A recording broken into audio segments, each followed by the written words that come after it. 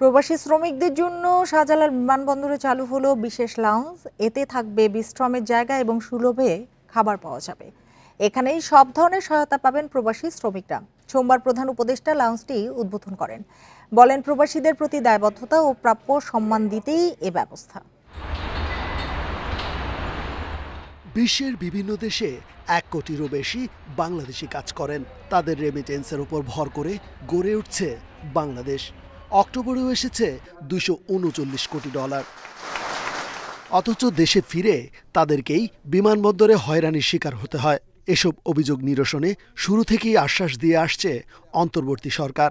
এরই ধারাবাহিকতায় রেমিটেন্স যোদ্ধাদের জন্য শাহজালাল বিমানবন্দরে চালু হলো বিশেষ লাউঞ্জ। এয়ারপোর্টে যেগুলো দেখছি বা যে ব্যবহারগুলো পাইছি আমরা এখন আগের চেয়ে আলহামদুলিল্লাহ অনেক ভালো।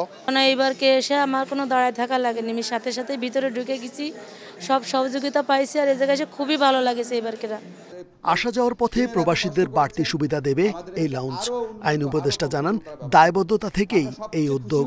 ইনশাআল্লাহ আপনাদের সমস্ত রকম দুর্ভোগ আমরা মোকাবেলা করব। আপনারা যেন ফিল করেন যে আপনারা বাংলাদেশে অত্যন্ত সম্মানিত একজন মানুষ, এটা আপনারা প্রাপ্য।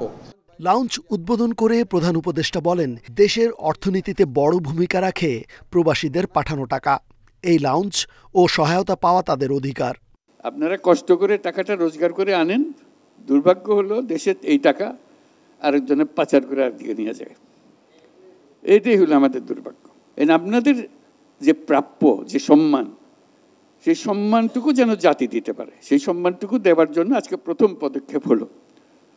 আমরা আশা করি আরো বহু রকমের পদক্ষেপ নেওয়া হবে। জুলাই আগস্ট গণজাগরণে ভূমিকা রাখার জন্য প্রবাসীদের প্রতি কৃতজ্ঞতা জানান ডক্টর ইউনূস। রেজওয়ানুল হক, ইন্ডিপেন্ডেন্ট নিউজ, ঢাকা।